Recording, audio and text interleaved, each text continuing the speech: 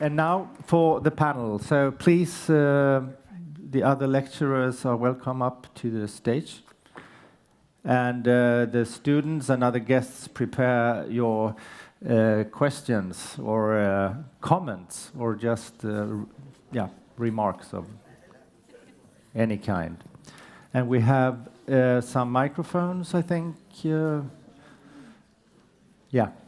out there. So please, who would like to be first out? We have one question here. Or maybe, yeah. Could you just raise your hand so you know how to pass the mic?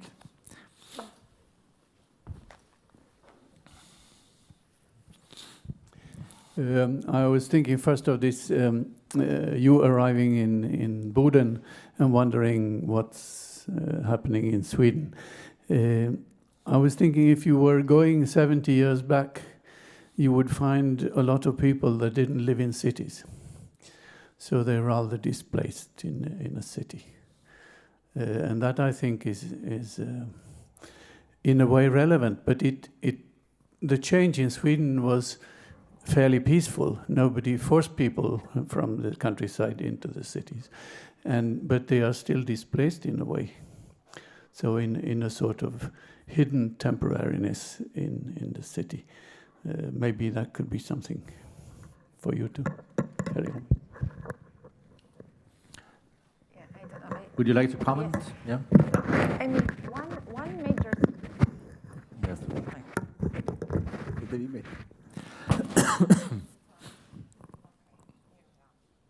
But no, I mean, absolutely what I am noting that is happening with this project is rather, because sometimes people say, but what is it? Are you criticizing the fact that we are not integrated in a proper manner refugees? And I say, no, I mean, it's about how can we redefine integration in a sense of who has the right to integrate and who needs to be integrated, right? And the moment that you make people feel that they need to be integrated, they become passive citizens. And in that sense, what does it mean to arrive to a place and be able to participate 3 days after you arrive? You know, when in the Arab world, and I think that in many other cultures, we say that a host would, a guest, when you are a guest at somebody's house, after 3 days, you begin to smell.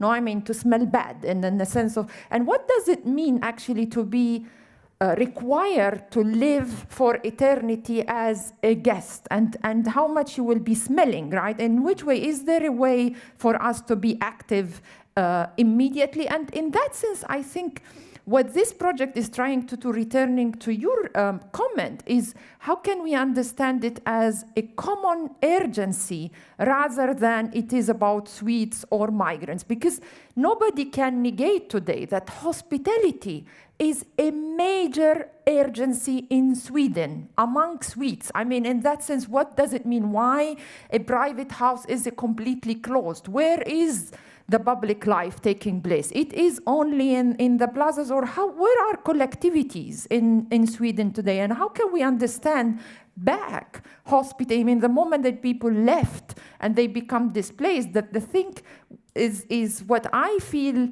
hospitality with modernity, especially in a place like Sweden, sort of had a lot of transformation, and in many ways as if it was forgotten as an ethical way of being and being together, and as is modernity sort of, I don't know how to put it, neglected what is the role of hospitality in a society. And it feels, especially because there is a very strong state here, as if the only real host is the state. And I believe that the hosting is a right for everybody, individuals and states, and not only migrants or locals. It's how can we still be exercising our host and make out of this right a common urgency is among whoever feels himself temporary or displaced. And in that sense, instead of seeing differences,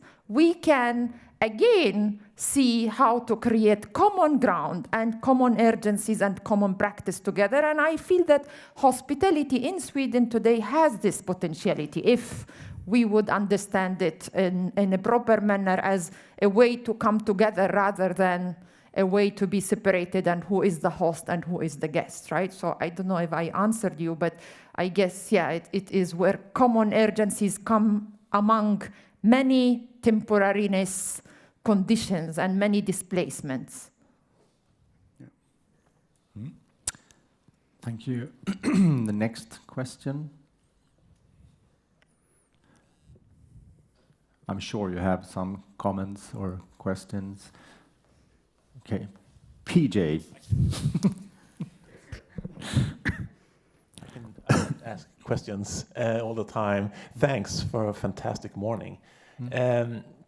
I was thinking here now when Santi he concluded here about something that connects all of you, and I think that to me I think you all operate by you kind of identify or operate a space where a conventional policy apparatus have sort of failed to respond to emergent needs in society, and to me, I mean, the way I'm reading all of you are using a design process that seems to operate in different parameters than a conventional design process, if we think about the design process from an architectural point of view. So I'm kind of curious about, I mean, how do you see on the design, on the concept of design? I mean, if the students here, you know, we are teaching them how to design, and I think your design process are very, not very, but they are different. They add things to the conventions of design. So it would be interesting to hear how you think about the concept of design in your practices. You prefer. Okay. Well, I agree with what you said, and from the presentation of both Sandy, Alessandro, and Santiago, I think there are actually, even maybe in the surface of it, might not look like it. It seems like there are more similarities than not. It seems like what we agree upon is that architecture should be a service to the public, be them. I personally don't see a difference whoever the commissioner is, if we are designing for a public commission or if you're designing for a community. Ultimately, architecture, it is, and it should be conceived as everybody's. I liked Santiago's comment about once you build something and you put it out in the world to be something to be more or less permanent, or it has a degree of permanence on the territory. It is your responsibility to be very ethical about it and really understand who the users are, because that piece is going to be around for a long time, and cities belong to all of us. It doesn't matter who the commissioner is. In Los Angeles, I struggled at the beginning, and I still do, in seeing how architecture is really relegated to very few people. There is not clear understanding of what architecture can actually do for a society. And it's a city in which the architecture that we can consider innovative, and I'm not talking of high design or polished design, I'm talking about things that are designed thoughtfully with the users in mind, are a series of individual private properties. So the city ends up being this crazy collection of episodes. And there is not still a vision for the city as a living organism. And the code, in that sense, is becoming more and more clear to us as young practitioners in architecture's years. We are babies, even though the hair is gray already. But it's becoming clear that the code is not a tool that was designed with people in mind. It's designed with bureaucrats in mind. So it's our job to use design. And for me, design and code is the same thing. So this is why I see more similarities than differences, even if my practice is in Los Angeles and deals with slightly different day-to-day issues. But architecture, first and foremost, it is and should be a service for the users. For us, it's a bit different because we normally work in the emergency, so we have the need for that housing or intervening in that place with very small frame of time, no? So the design sometimes is false. So the director of the urban planning in Madrid, when I arrived to the last project, each week appear there to control and say, Santi, forward your plans. So we make plans, but we have 11 versions. So all is different.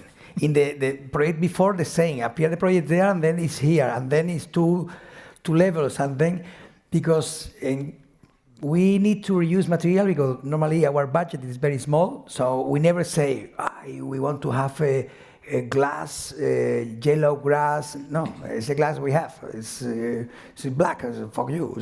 So it's, and the question that how many people intervene in the works. When I disappear, my team disappear a week, appear a new facade. What's that? No, because appear the people from Morocco and they decide to make it different. But it's okay, don't worry. So our design, we need to control, because the last 10 projects aren't temporary, are permanent in the way that we use public money to make a public building for years and years and years. So now we have a PDF that I don't show, that appear all the plans, how it's changing. So at the end, when we finish the project, they demand us to make, okay, not only the pictures, until new plans, new facade, a new one. So we try to design, but we design with more people, and many times it change, but it's okay. I don't know. I would like to add one more thing about what because I feel that all of us deals with participation, right? And it is one of these arguments that in faculties of architecture is quite present. And in a sense, being in the field, you as architects, you have this all the time will to be neutral. There is nothing that is neutral. When you come to the ground and you are actually creating a platform for participation, because matter of fact, architects create platform of participation, and then they would make a step back and says, but I am only creating the structure of participation, and then why are we doing participation? Is it for us all to feel well, or is participation can work as a tool for negotiation of the transformation of reality? And in that sense, as an architect, you are obliged, because you go to a community and you feel a community is an entity. Community is not an entity. There is a lot of power structure in a community. We think we are going to work in a refugee camps, and because it is a poor place, because it is you think that a refugee camp is a refugee camp. But in the refugee camps, there are leaders, there are oppressed people, there are women that are demanding their right, there are children that they need their space. And if as an architect you don't see participation as a tool to negotiate conflict, then I see a failure, a complete failure of an idea of participation. If there is any mean for participation today, it can be a very interesting tool to not to shy of conflict, because conflict is there. If you are in the ground, it's messiness. There is messiness everywhere.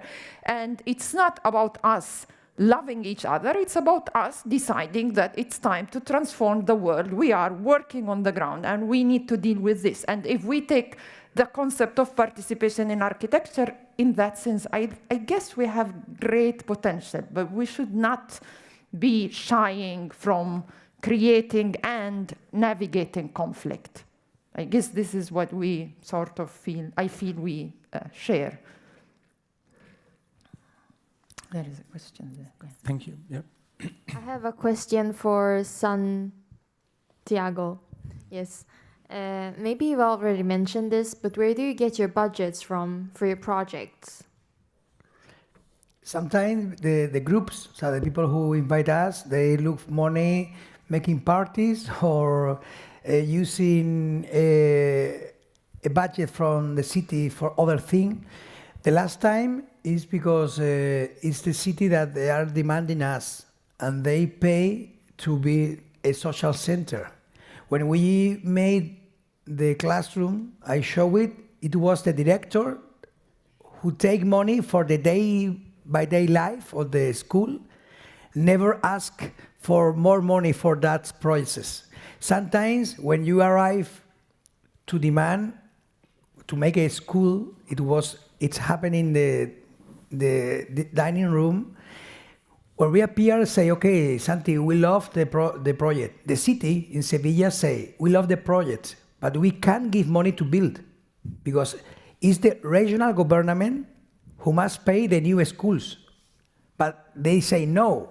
So I say, okay, if you feel that that project isn't only education, is participation project, you should look for budget for the alderman of participation, not education. It's the question when we demand and we propose with people to make a project, not only ask for education, culture, green department, like in Antwerpen, because that type of process have different levels. So for me, it's an important who pay to build. In the case of Sevilla, at the end, pay to build. In one public school, pay participation. Because they recognize that to build with children, with women, with refugees, many people from the neighborhood, was a very good experience to explain participation. So they pay to build. It's very strange. Sometimes we use culture, and sometimes we are inside the art world. We met in Art Basel. Last year we were in Art Basel. It's crazy art meeting.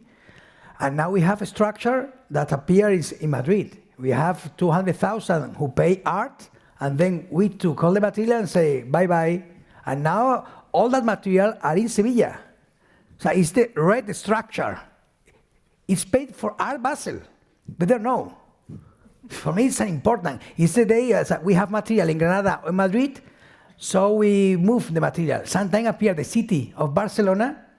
They made the tricentenary, the 3rd century of Barcelona. It was 5 years ago.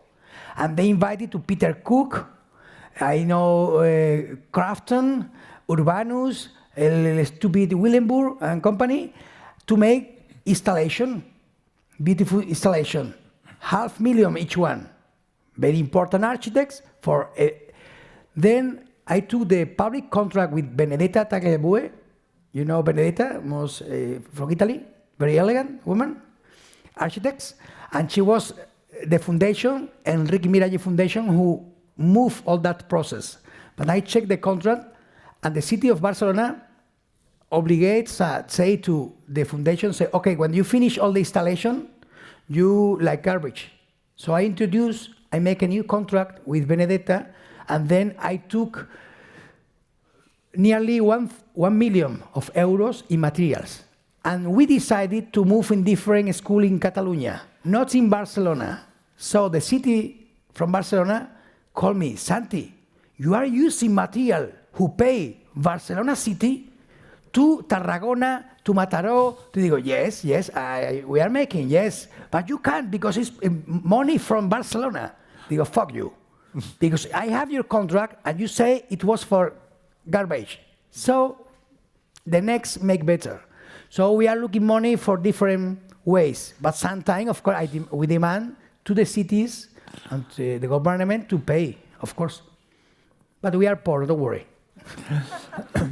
Okay, thank you. We will have to put an end to this. Yeah. So it's time for lunch. It's, yeah, of course.